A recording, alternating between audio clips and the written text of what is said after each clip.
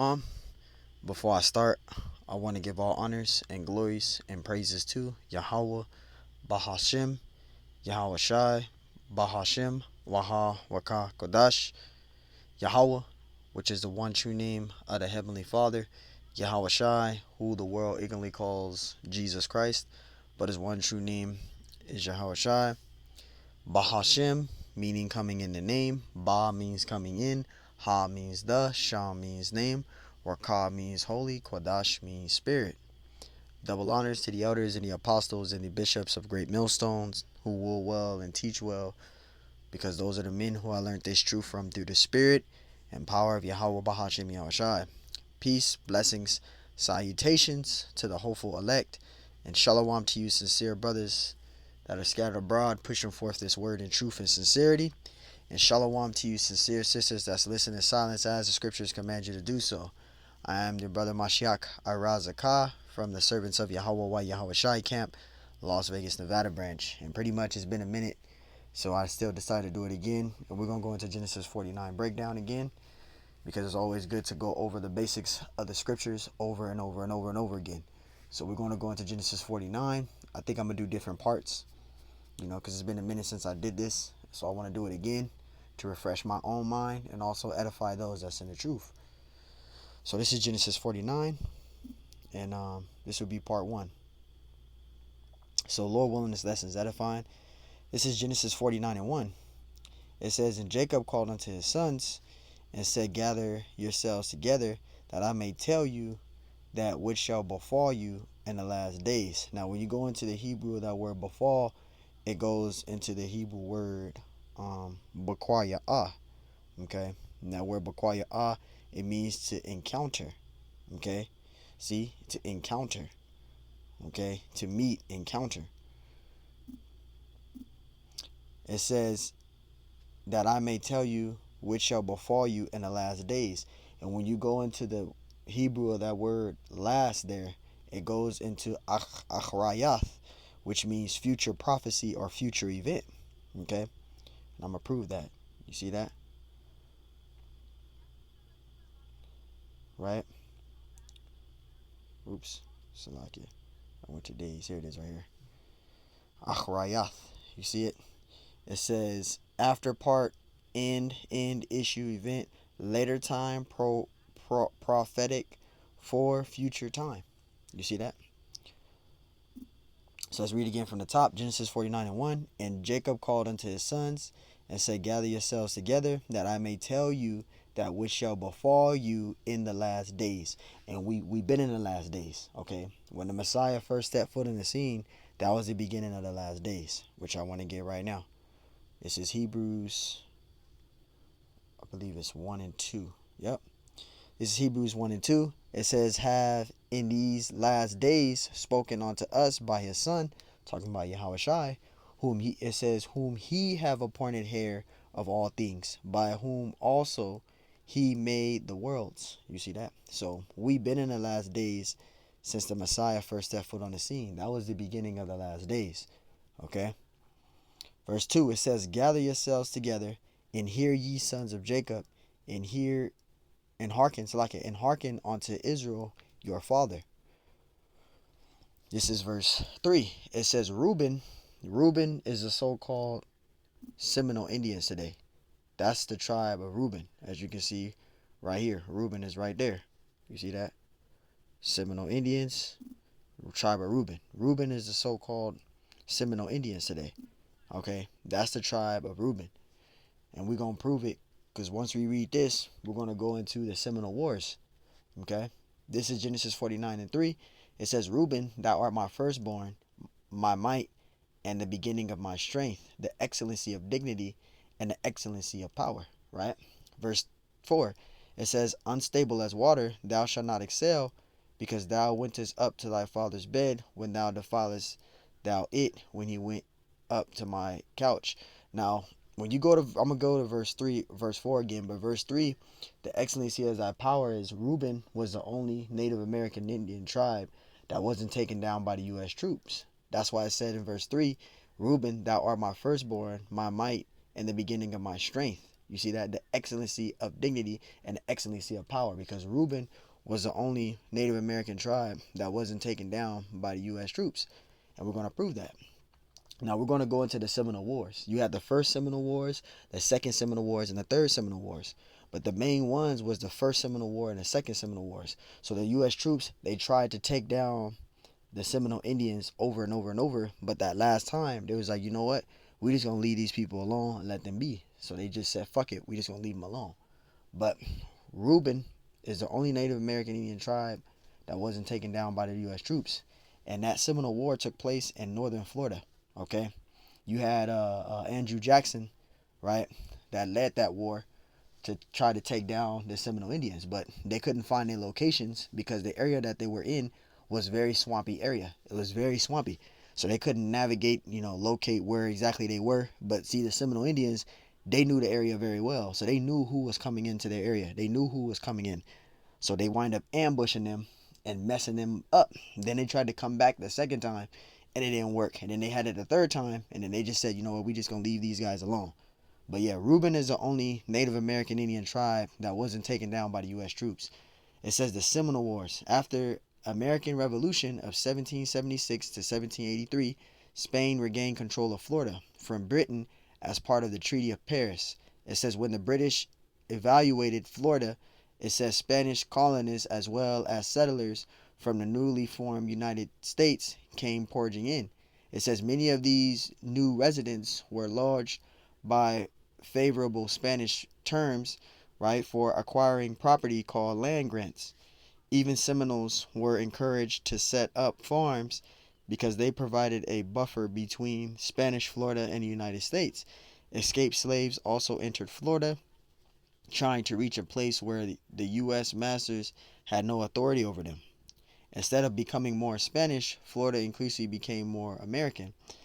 Now we're going to get to it. The First Seminole War. This is the First Seminole War.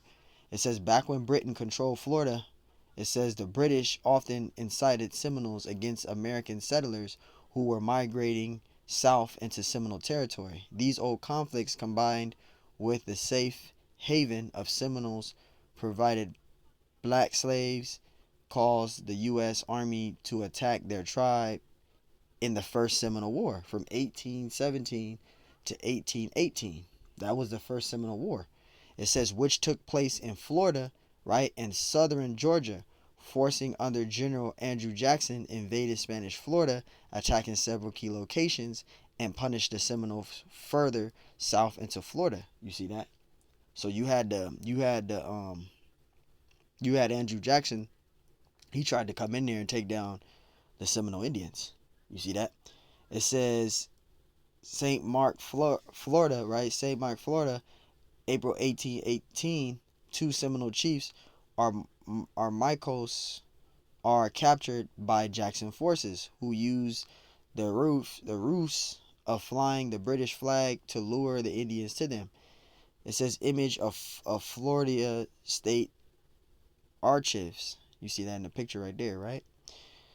And it says finally, after several officials and unofficial U.S. military expeditions into the territory, right, Spain formally ceded Florida to the United States in 1821, according to terms of the Adamones Treaty.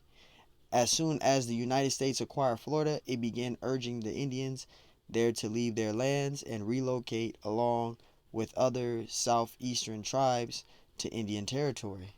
It says present day Oklahoma, some Seminole leaders signed a treaty in 1832 and part of the tribe moved, but other Seminoles refused to recognize the treaty and fled into the Florida Everglades. See, so that was the first Seminole War. All right, they got surrounded. Okay, they got surrounded.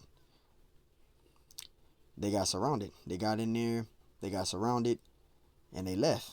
This is the Second Seminole War. It says the Second Seminole War, the Treaty of Payne's Landing, signed by a small number of Seminoles in 1832, required Indians to give up their Florida lands within 3 years and move west. When the U.S. Army arrived in 1835, so they left. They got surrounded. They got surrounded. They got ambushed, and they fucking left. Then they came back again in 1835 to try to reclaim the land again. This is the second time. It says required to give up their Florida lands within 3 years and move west. When the U.S. Army arrived in 1835 to enforce the treaty, the Indians were ready for war, right? The Seminole Indians. It says as Major Francis Day marched from Fort Brooke towards Fort King, 180 Seminole Wars led the Maconochie, Alligator, and Jumper attacked. Only one man of that army detached survived the ambush. So they got ambushed. See that? They tried to go in there thinking they knew what they were doing, and they got ambushed, right? And it says the campaigns of the Second Seminole Wars were an outstanding demonstration, and it says in the guerrilla warfare by the Seminole, Marcos Jumper, Alligator, the Maconochie of Osceola, leading less than 300 wars, were picked against 4 U.S. generals and more than 30,000 troops. The Second Seminole War from 1835 to 1842, usually referred to as the Seminole War proper, was the fiercest war waged by the U.S. government against American Indians. The United States spent more than 2 million fighting the Seminoles, right?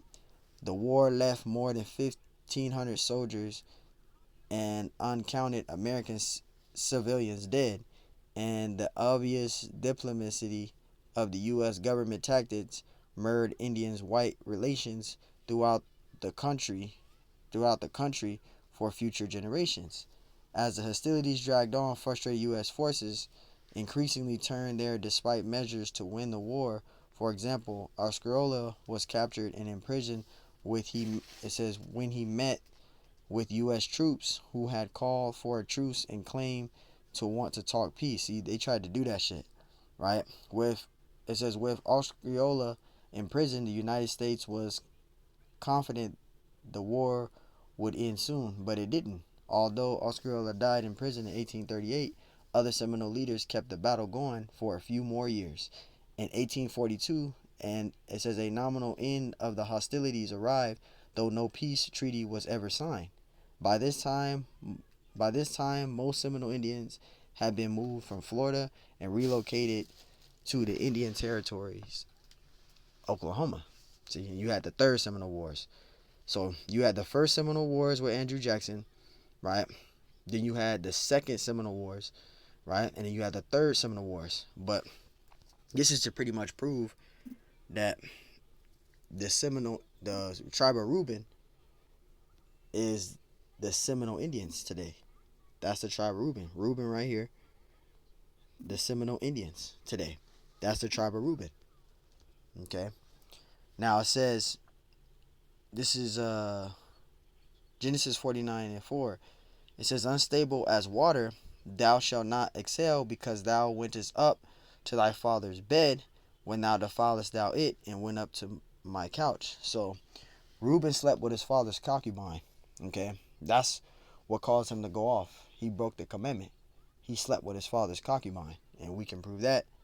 I think that's in Genesis 35 and I believe 22. Genesis 35 and 22. And it came to pass when Israel dwelt in the land that Reuben went and lied with Bilhah. Bilhah was Jacob's concubine. It says and lay with Bilhah his father's concubine, and Israel heard it. Now the sons of Jacob were 12. So Reuben, he pretty much went off because he slept with his father's concubine. So the tribe of Reuben is the so-called Seminole Indians today. That's the tribe of Reuben. Genesis 49:5, it says Shimeon and Levi are brethren. Now, it says Shimeon and Levi are brethren, right? They are brethren because they live right next door to each other, right? That's in Hispan. If I'm spelling it right, Hispan Yola. If I'm spelling it right, let me see. Let me see. Here it is. Salakia. Let me see if I can get the best description of the map. Yep. So you have Hispaniola, which is Haiti, and the Dominican Republic. The Dominican Republic is the tribe of Shimeon, which is the Dominicans. Okay, and the tribe of Levi is the so-called Haitians today. So they live on the same island, and they live on the same island, and they live right next door to each other. Okay, this is a better description here. You see that? Hispaniola, right? You have Haiti and you have the Dominican Republic. Verse 5, it says, Shimeon and Levi are brethren, all right? And it says, in the instruments of cruelty are in their inhabitations, right? Their instruments of cruelties in their habitations, because the Haitians, they practice a lot of voodoo, okay? And they go down to Suriname, and they pretty much cut the heads off of the people down there and take the skulls and sell it to the voodoo priests. Them Haitians is they're into voodoo. Verse 6, it says, O my soul, come not thou into their secret. And the secret is the voodoo, okay? They do a lot of voodoo. It says, unto their assembly, my honor. It says, be not thou united, because they're not united. They hate each other, all right? The Haitians and the Dominicans, they don't like each other. You know, the Dominicans look down on the Haitians because they're darker than them. So the Haitians and the Dominicans, they don't like each other. They're not united. It says, for in their anger they slew a man, and in their self-will they dug down a wall. Now, when it talks about for in their anger they slew a man, that's going into their sister Dana. All right, Dana, she was raped by that Hamite, which was Shechem. So, you know, let's read it. This is that's what that's talking about, though. That anger to slew a man. That's talking about Shimeon and Levi when they killed Shechem and his father. They killed, because Shechem was a Hamite, and they raped his sister Dana. So they took it upon themselves to go into the village and kill all the males in that village, and they took the women captive. They took those women. Genesis 34:1. It says, and Dana, the daughter of Leah, which she bare unto Jacob, went out to see the daughters of the land. Verse 2. And when Shechem, the son of Hamor the Hivite, see, Hamor and Shechem's father is Hamor. Hamor and Shechem, they're Hivites, they're Hamites. Okay, prince of the country saw her, he took her and lied with her and defiled her. That defile was raping her. Shechem raped Dana. Okay, verse 3, it says, and his soul cleaved unto Dana, the daughter of Jacob, and he loved the damsel, and he spake kindly unto the damsel. And Shechem spake unto his father Hamor, saying, give me this damsel to wife. And Jacob heard that he had defiled Dana his daughter. He raped his daughter. It says, now his sons were with his cattle in the field, and Jacob held his peace until they were come. And Hamor, the father of Shechem, went out unto Jacob to commune with him. And the sons of Jacob came out of the field when they heard it. And when it says, Slakia, they heard it, and the men were grieved, and they were very wroth, because he had wrought folly in Israel, and lying with Jacob's daughter. It says, which thing ought not to be done. Verse 8, it says, Hamor communed with them, saying, the soul of son Shechem longed for your daughter, I pray you give her to wife. Verse 9, it says, make ye marriages with us, and give your daughters unto us, and take our daughters unto you. Verse 10, and ye shall dwell with us, and the land shall be before you. Dwell a trade ye therein, and get you possession therein. So pretty much Shechem and Hamor, Shechem wanted his father Hamor to speak to Jacob to take Dana as his wife. So that's pretty much everything is what's going on, right? Verse 11, it says, and Shechem said unto her father, unto her brethren, let me find grace in your eyes, and what ye shall say unto me, I will give thee.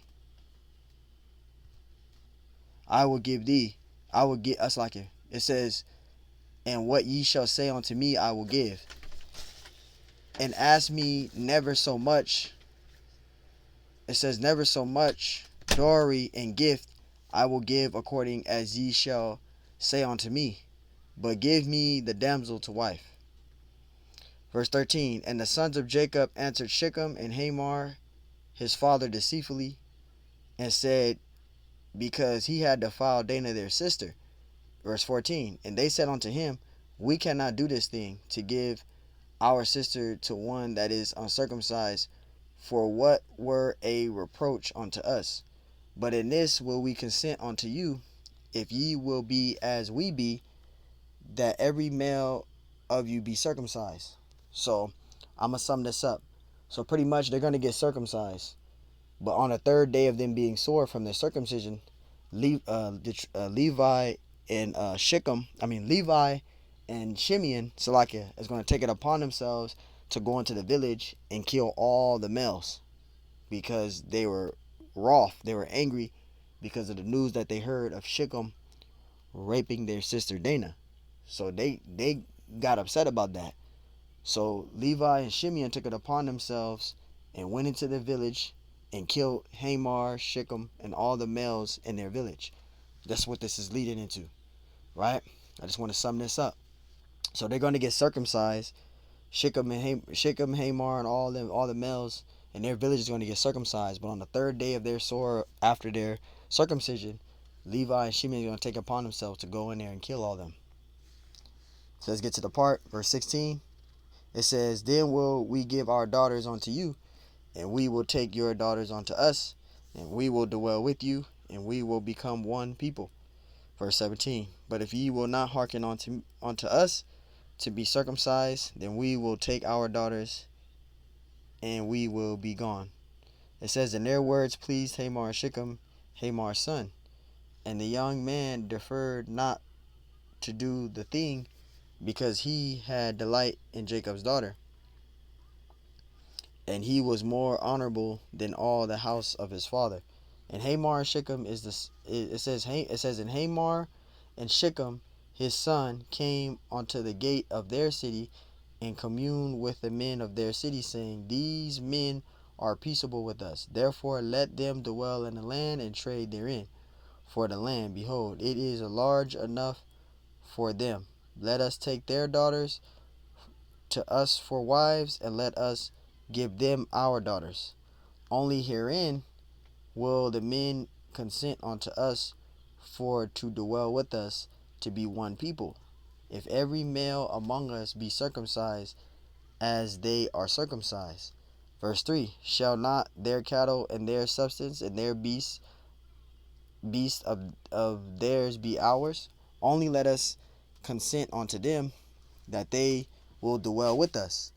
Verse 24, and unto Hamor and unto Shechem his son hearkened all that went out of the gate of his city, and every male was circumcised. It says all that went out of his city. So all of them Hamites got circumcised. All the male Hamites got circumcised. Hamor, Shechem, all the males in their village they all got circumcised, right? Verse 25, and it came to pass on the third day. So after their third day of being sore from their circumcision, right, here it goes. This is the part I was talking about. When they were sore, the two sons of Jacob, Shimeon and Levi, Dinah's brethren, took each man his sword and came upon the city boldly and slew all the males. So they went in there. They were upset about, the situation with Dinah being raped.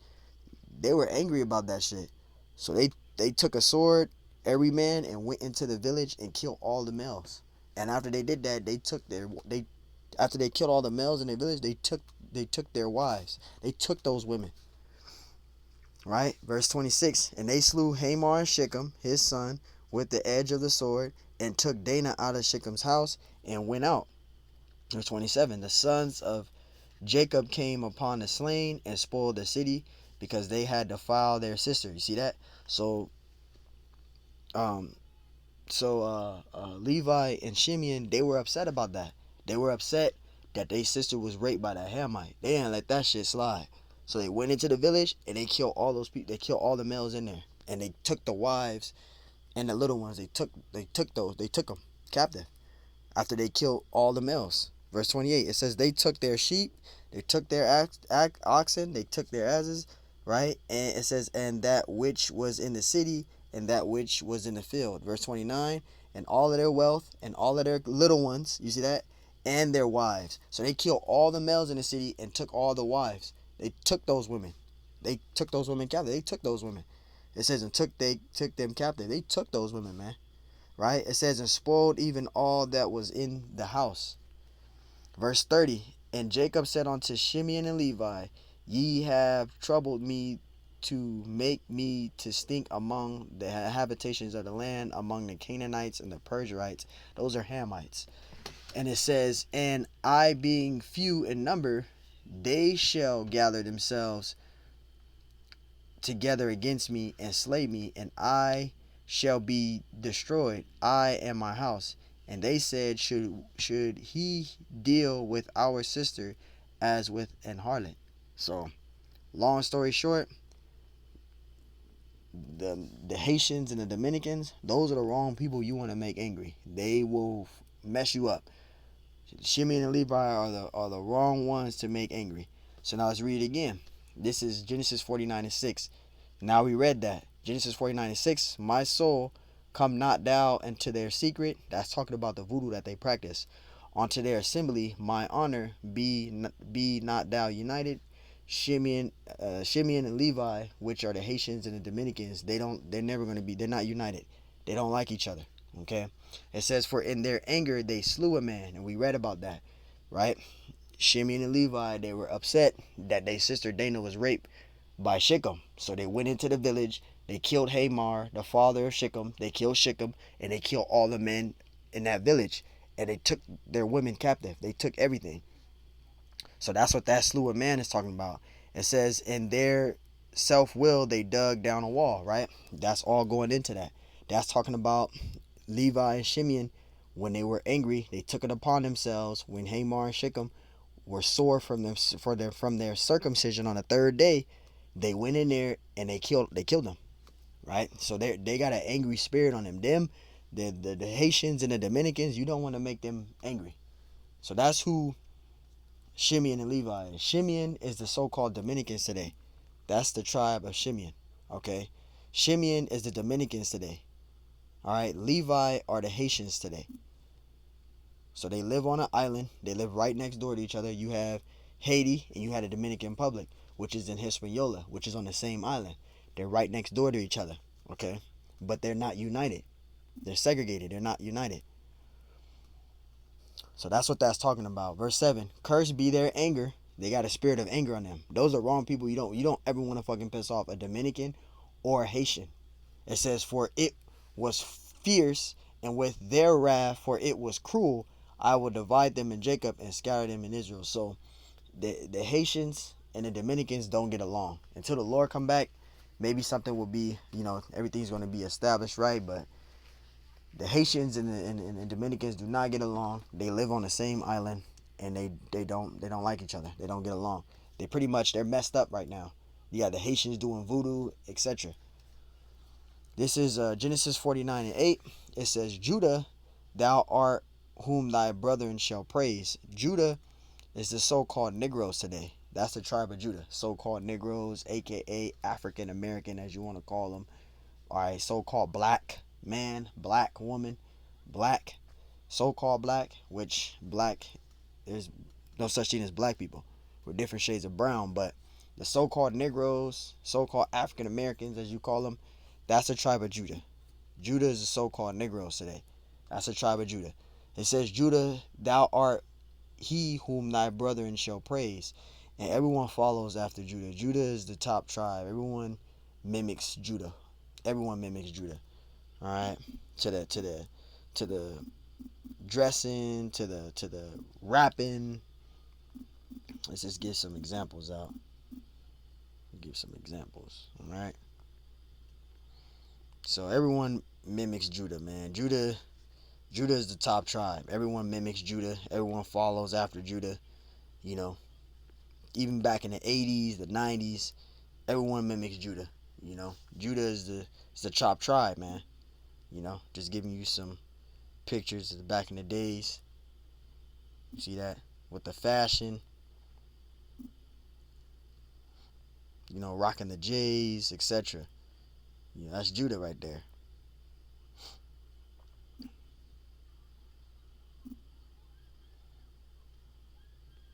So, Judah is the top tribe. Everyone mimics Judah, even the women. So, everyone follows after Judah. Just had to get you some pictures, man. Hip hop. So, Judah is the top tribe, man. Everyone follows after Judah. It says, thy hand shall be in the neck of thy enemies, right? And right now, Judah is in the neck of thy enemies, right? They built this place up from blood, sweat, and tears. Judah built this place up from the ground up. The Israelites in general, we built this place up from the ground up. But they are in the neck of their enemies right now, right? It says, thy father's children shall bow down before thee, right? Because everyone's going to follow after Judah, right? When the Lord rises up Judah and everything is established, all the tribes are going to follow after Judah. Judah is the top tribe. Verse 9, Judah is the lion's whelp from the prey. All right, who's the prey talking about in this scripture?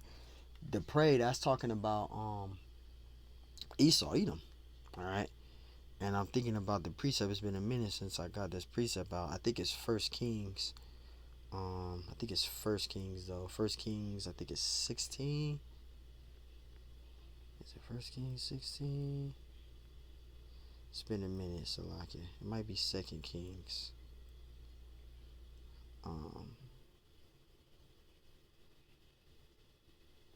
Let's see. Salakia. It's First Kings 11 and 15. First Kings 11 and 15. For it came to pass when David was in Edom. So for 6 months, David and Joab was in the land of Edom for 6 months. Right? They were in the land of Edom for 6 months. And as those 6 months came, they killed all the male of the Edomites. All right. This is 1 Kings 11 and 15. For it came to pass when David was in Edom, and Joab the captain of hosts was gone up to bury the slain, after he had smitten every male in Edom. You see that?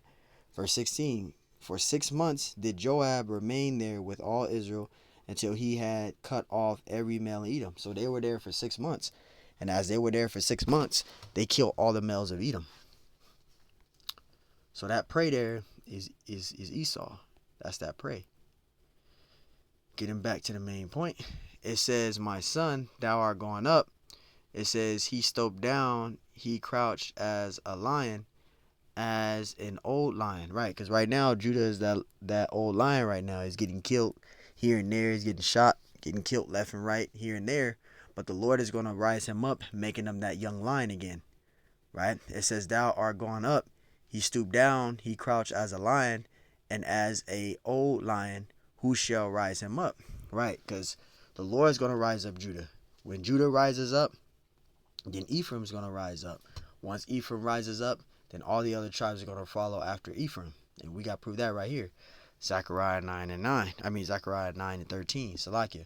When I have bent Judah for me, filled the bowl with Ephraim. You see that? And rise up thy sons. So Judah's going to rise up. Once Judah rises up, Ephraim's going to follow. Once Ephraim rises up, then all the tribes are going to follow after Ephraim. And that's what's going to happen. It says, and rise up thy sons, O Zion, against thy sons, O Greece, and made thee as the sword of a mighty man. So there you go. There you go, man. You see that? So the Lord is going to rise them up. Lord is going to rise up Judah.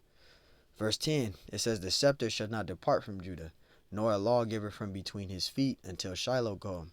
Shiloh is talking about Yahushua, okay, the Messiah. It says, unto him shall the gathering of the people be, because Israel is going to be gathered under Yahushua. Yahushua is going to gather his elect. He's going to gather the nation of Israel. He's going to gather his people. All right. The scriptures mention that. Let me get that, Baba Shah. Salakia.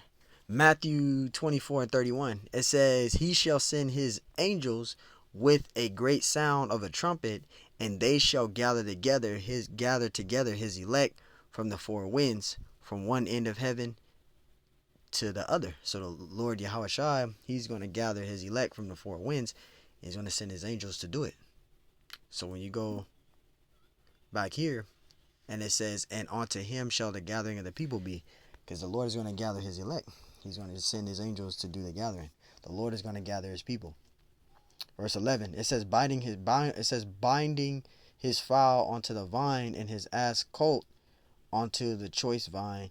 He washed his garments in wine, and his clothes in the blood of grapes.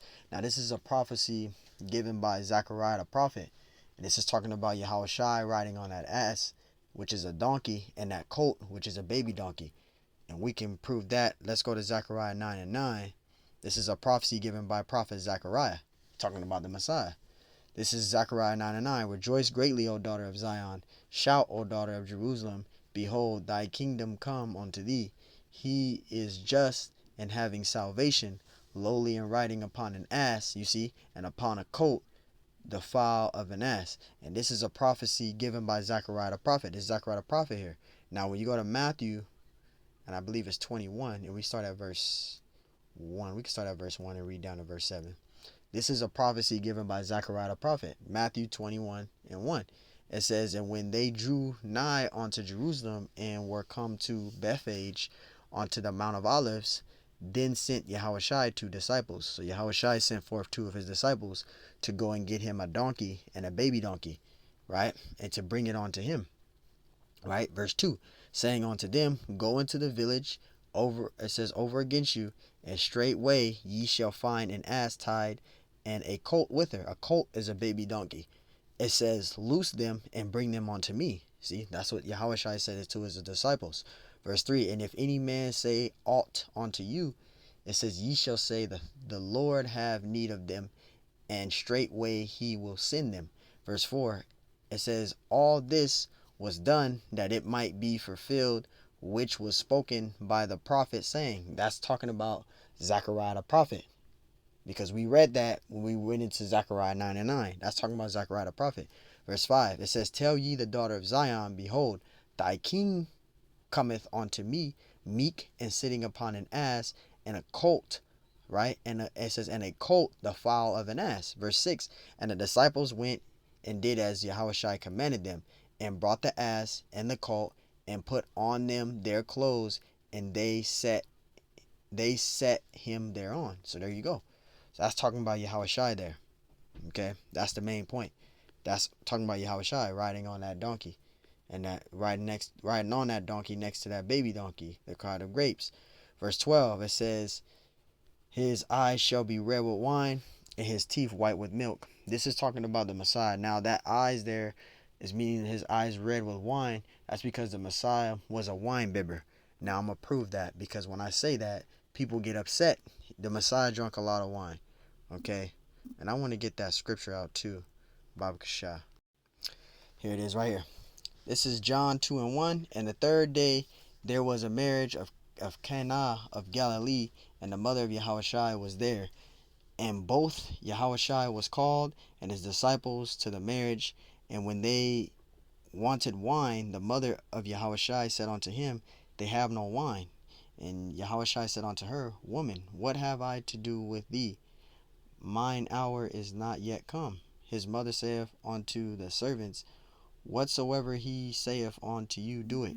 It says, and there were set 6 water pups of stone.